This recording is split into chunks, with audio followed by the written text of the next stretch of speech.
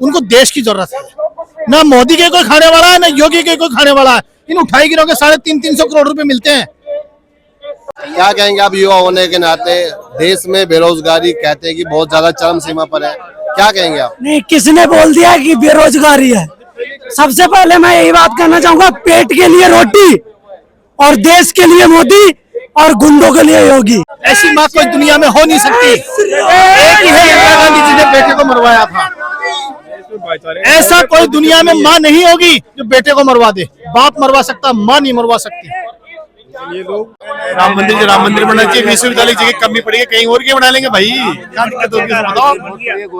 लड़ाई जिसी बात की है, हजारों साल पहले आदमी मर गए, परिवार मर गए, हमारे बाप दादा मर गए, पता नहीं कितने खानदान बर्बाद हो गए इसके कारण। तो राम मंदिर से मूल जगह बनना चाहिए और वो बन गया, बात खत्म होगी, खत्म। कुछ लोगों को तकलीफ हो रही है अभी भी। तकलीफ तो वो जिएंगे तब तक रहेगी, उनकी तकलीफ मिट नहीं सकती। वो तो पाकिस्तान जाएंगे तब मिटेगी तकलीफ, उससे पहले नहीं मिटेगी। जी भाई साहब, आज तो फिर से इस हिसाब से हर माँ बाप को अपने घर पे ना बच्चा पैदा होते थे ना अस्पताल बना देना चाहिए, उसके नाम नहीं करना चाहिए। जो जहाँ पैदा हुआ है वो भूमि उसी की है। हाँ, अस्पताल बनना चाहिए, हम मना नहीं कर रहे। अस्पताल क्या कह रहे भाई साहब, आप क्या कह रहे हैं? देश में अस्पताल स्कूल में बहुत है साहब जी, यदि वो सही तरीके से काम करेंगे तो उनकी कोई जरूरत नहीं है। राम मंदिर की जरूरत थी तो बुराई करना है। 100 बातों की बात यह है, ये हिंदुस्तान है और राम जी का यहाँ जन्म है और राम जी के लिए ही वंशज है सारे, तो राम जी का होना चाहिए। राम जी ने किसी का कब्जा नहीं किया है, राम जी के ऊपर कब्जा किया है विद्रोहियों ने, तो ऐसा नहीं होना चाहिए। राम जी की आस्था के प्रति राम जी है, इसलिए नहीं है कि साहब मंदिर के साथ वो होना चाहिए, वो आस्था है साहब। अस्पताल की जरूरत नहीं पड़ती, राम जी का हाथ रहेगा सर पे तो अस्पताल की जरूरत नहीं पड़ती फिर आदमी को। कुछ लोगों का कहना है कि कुछ पार्टियों का कहना है कि जो भाजपा सरकार है वो जानबूझकर इस मुद्दे का राजनीतिकरण कर रही है वोट लेने के लिए। ये जनता का पैसा है, कोर्ट ने फैसला दिया है, सरकार ने नहीं दिया, किसी ने पैसा। ये जनता का पैसा है और सरकार ने फैसला दिया है। भाई साहब, जय श्री राम, जय श्री राम। तो इधर कुछ लोग हमारे साथ खड़े हुए, इनसे बातचीत करते हैं, पूछते हैं। जी भाई साहब, नाम बताया आप अपना? भगवान सिंह, कहाँ से आए हैं? जयपुर से। यहाँ आने का मुख्य उद्देश्य क्या है? हमारे पूज्य तन सिंह जी की 100वीं शताब्दी थी। कितनी संख्या रही होगी लगभग? लगभग 5 से 7 लाख के बीच में। आप लोग कहाँ से आए हैं? अजमेर से। आपका भी मुख्य यहाँ आने का उद्देश्य? आरक्षण और समाज के लिए, जनसेवक के लिए। आप सभी लोग कहाँ से आए हैं? सवाई माधोपुर से। तो आपका आने का उद्देश्य यहाँ भाजी?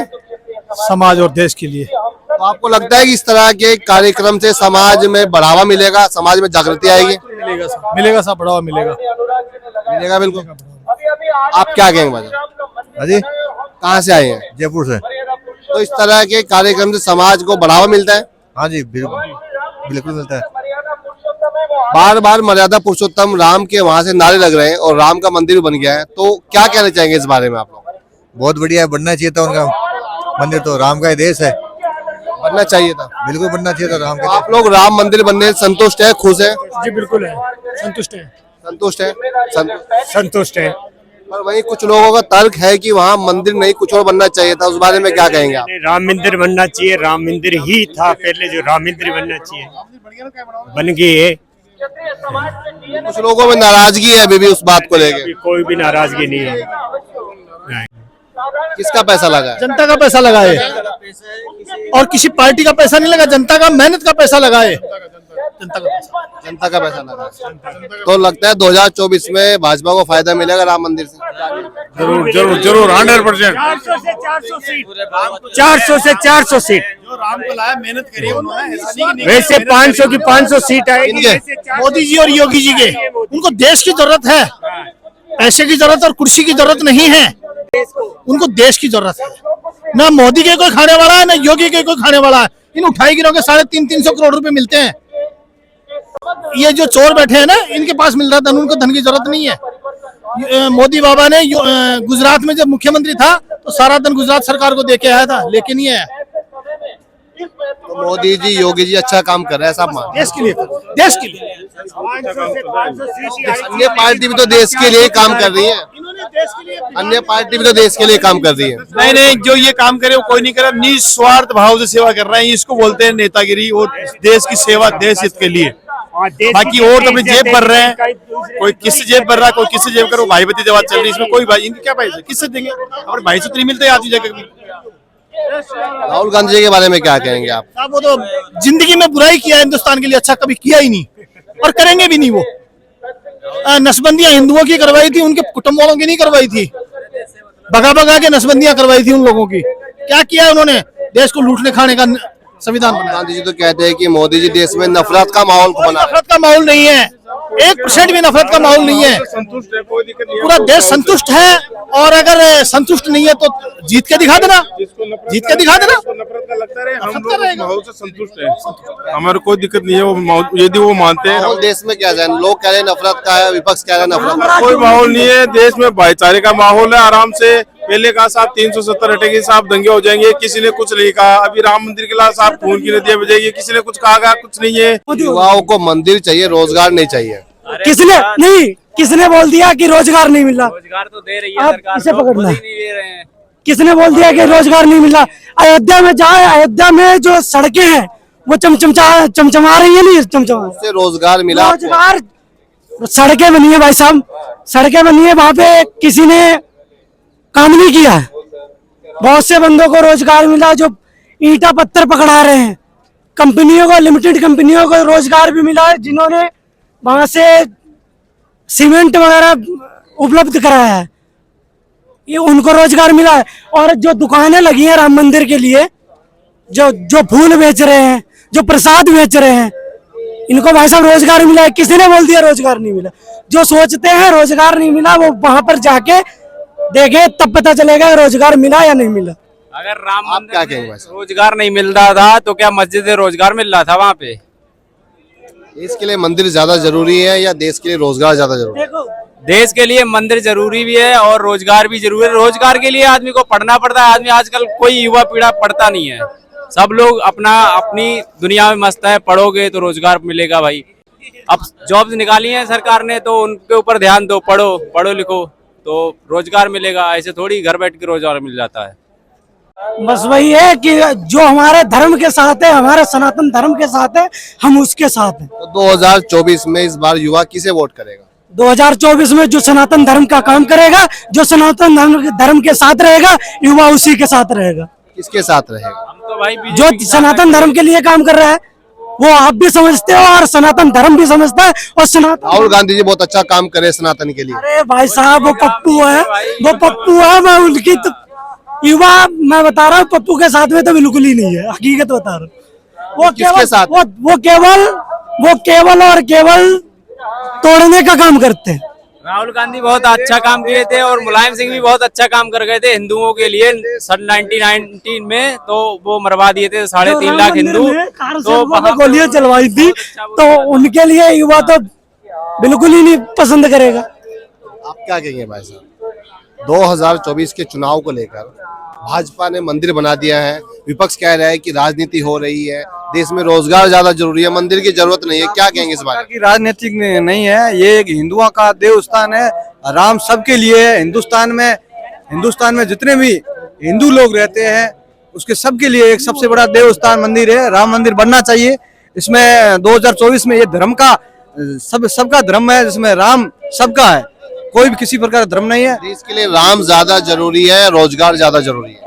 देश के लिए पहले धर्म जरूरी है। जिसके जो धर्म मानते हैं उसके लिए धर्म, जैसे मुसलमान भाई मानते हैं उनका मुसलमानों का धर्म होना चाहिए, हिंदुओं का ये धर्म है। राम सबसे बड़ा मंदिर बना है, इसके लिए हम उसका स्वागत है, हमारे लिए सही है, बहुत बड़ा। 2024 में वोट किसे करेंगे? क्षत्रिय समाज इस बार? हम जो देश के राष्ट्र में काम करते हैं, देश के धर्म के साथ में काम करते हैं, उसको ही क्षत्रिय समाज वोट देगी। राहुल गांधी जी को वोट करेगा?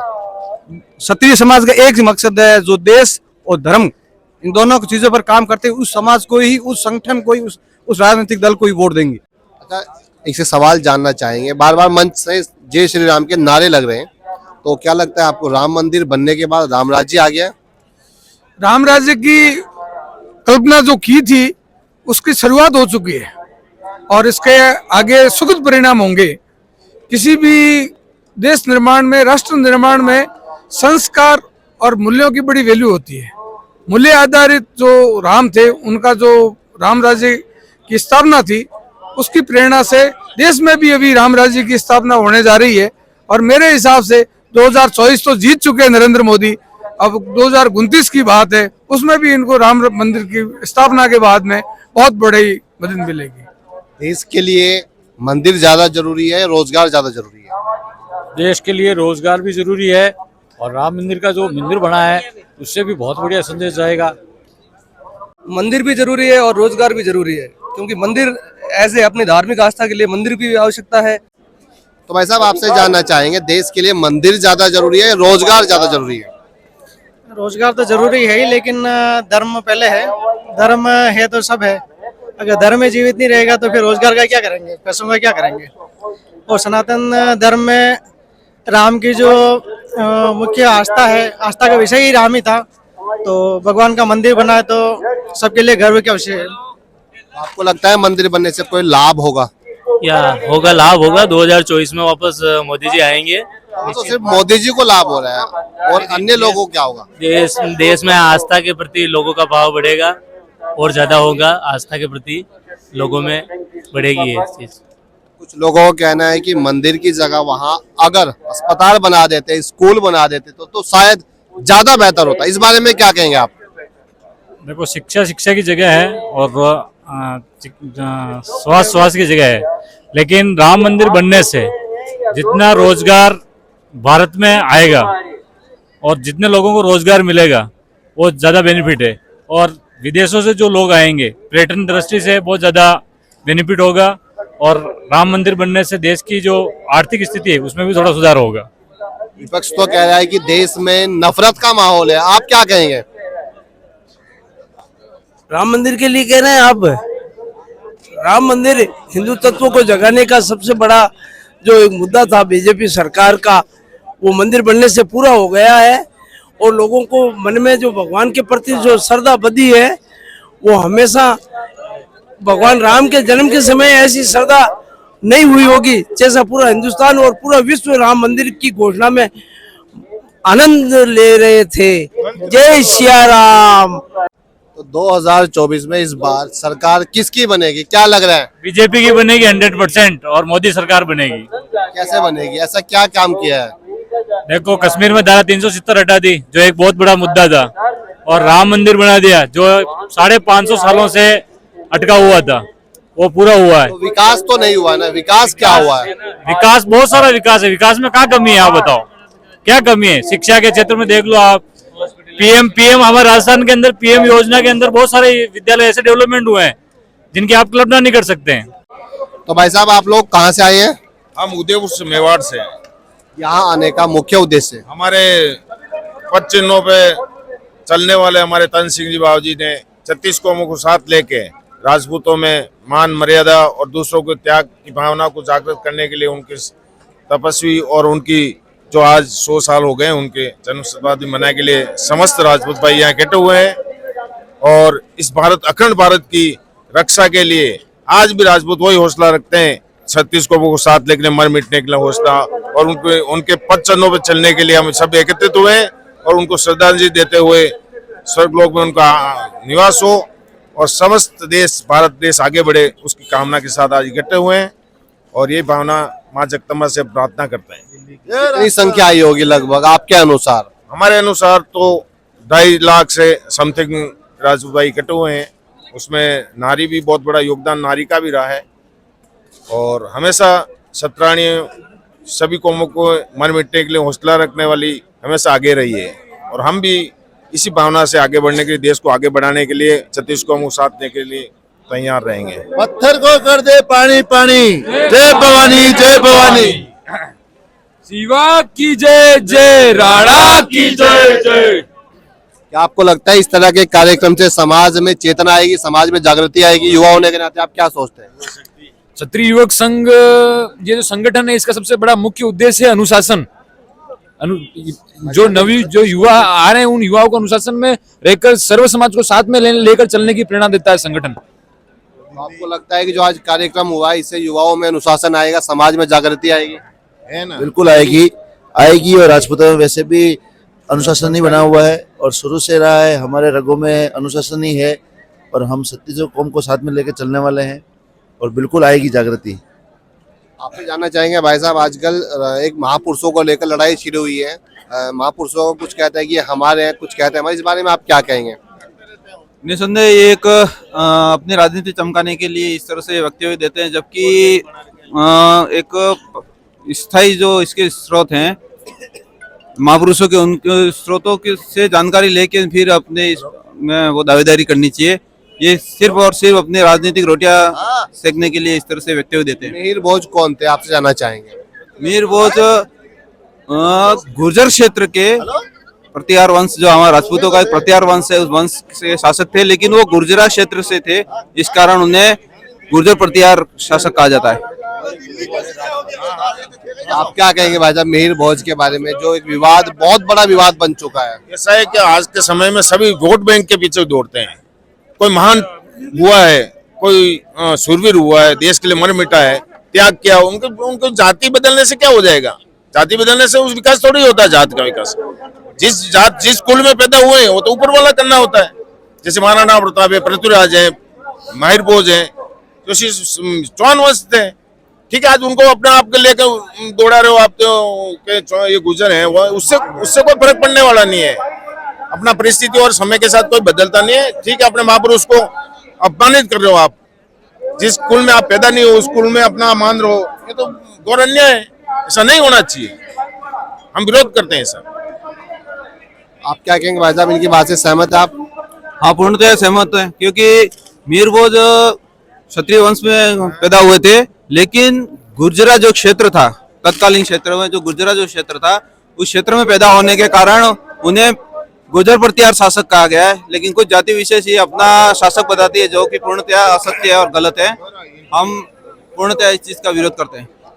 आप क्या कहेंगे भाई साहब आज के इस कार्यक्रम के बारे में? क्या लग रहा है, सफल कार्यक्रम रहा है? एकदम बढ़िया सफल आयोजन रहा है। तन सिंह जी साहब की 100वीं जयंती थी, सफल आयोजन है, और ये मेवाड़ वागड़ की टीम है। कितनी संख्या आई होगी आपके अनुसार, कितनी संख्या आई होगी? आप हमारे हिसाब से तो कम 1.5 लाख की संख्या मान के चल रहे हैं। संख्या आ गई है। अच्छा, संगठन का मुख्य उद्देश्य क्या है? समाज में संस्कार निर्माण का काम, बालक बालिकाओं में एक सभ्य समाज और 36 कौम को साथ लेकर चले, साथ संदेश दे रहे। आप क्या कहेंगे संगठन के बारे में? संगठन की मुख्य धारा क्या है? मुख्य धारा संस्कार निर्माण का काम इसका चल रहा है। 61 से मैं जुड़ा हुआ हूँ इसके अंदर, और यही एक मतलब संस्था है जो कि मतलब हर ढंग से मतलब अच्छे गुण डालने वाली बातें हैं उसके अंदर, जो है सो किसी सबको जियो और जीने दे का मतलब इसका उद्देश्य लेकर के चल रहे हैं। अगर इस ढंग के जिस ढंग से आज अराजकता फैल रही है और हो रही है, सत्य समाज ही एक ऐसी शक्ति है जिसने ऐसा अगर अपना बलिदान दिया है। आज जो दिया कुमारी बैठी हुई थी, कोई बोला नहीं था, लेकिन उनके फादर ने, अब पुरानी बातें नहीं है, अभी की बातें हैं, मेरे सामने की भवानी सिंह जी जो ब्रिगेडियर थे, उनको ऐसा उन्होंने अपने पाकिस्तान के टाइम में ऐसा खुद अपनी जान को जोखिम में डाल करके, और वहाँ पाकिस्तान के अंदर दुश्मनों के बीच के अंदर उन्होंने पैराशूट से अपना वहाँ वहाँ स्ट्रगल किया, जबकि मतलब उनको कहाँ कोई अपना कुछ का बेनिफिट नहीं था। 1 रुपया टोकन पेमेंट लेते थे वो, जबकि मतलब इसी स्थिति है। ऐसे एक अनेकों है। मेजर शशांक सिंह का कितने टाइम बाद में बोला, और ऐसे लोग भी हैं जो किस ढंग से किसी इस कम्युनिटी को धीरे धीरे साइड में करते जा रहे हैं। जैसे महावीर सिंह साहब ने अभी राजपूत समाज का देश के योगदान में, देश के निर्माण में क्या योगदान है राजपूत समाज का? हाँ, राजपूत समाज का देश के निर्माण में क्या योगदान है? राजपूत समाज तो अगर स्वतः से बलिदान देता है अपने हर क्षेत्र में। जो आज पीड़ा होती है मन के अंदर, किसी के साथ में अन्याय होता है, हमारे हाथ बंधे हुए हैं, हम किसी के मतलब खुद की रक्षा नहीं कर सकते, दूसरे क्या करेंगे? क्यों? कारण कि मतलब ऐसे अंधा कानून बना हुआ है देश के अंदर, कोई मतलब किसी प्रकार का कुछ नहीं है। इसी प्रकार जिस ढंग से ये जो जिस ढंग से कैसा फूट डालो राज करो, वही अंग्रेजों वाला हिसाब यहाँ अपना रखा है, अभी तक भी चल रहा है। और जो सत्य जो था, हर ढंग में हर किसी की कौम के लिए, हर किसी के साथ में मदद के लिए आधी रात को तैयार रहता था। आज ऐसा उसकी क्या दशा बना डाली इन्होंने, और सब देखते आ रहे हैं। और फिर भी ऐसा मतलब इस ढंग से चुप हैं। और आखिर हमें भी सोचने को मजबूर होना पड़ेगा कि किस ढंग से कैसा क्या हो रहा है। बहुत बहुत धन्यवाद आपका। ये कार्यक्रम आज हुआ है, क्या कहना चाहेंगे आप इस कार्यक्रम के बारे में? मैं गुवाहाटी से आया था बाई फ्लाइट कल रात को यहाँ, और ये मेरे साथ है मेरे छोटे भाई, जो आने में इनको बहुत काफी दिक्कत भी हुआ है, लेकिन हमारे समाज के लिए जो प्रोग्राम हुआ है वो आगे जाके बहुत फलदायी होगा। कार्यक्रम कैसा रहा आपके अनुसार? कार्यक्रम बहुत अच्छा रहा। बहुत दूर दूर से सब हमारे राजपूत भाई आए और सबने प्रोग्राम देखा और अच्छी शिक्षा लेके जा रहे हैं यहाँ से। कार्यक्रम से क्या लगता है राजपूत समाज को कुछ लाभ मिलेगा? 100% लाभ मिलेगा। बहुत सारी चीज़ें सीख के जा रहे हैं। दहेज नहीं लेना, दहेज नहीं देना, बहुत सारी कुरीतियाँ हैं वो हटानी है। वो 100% हम शपथ लेके जा रहे हैं, वो हटाएंगे। बहुत बहुत धन्यवाद आप सभी का।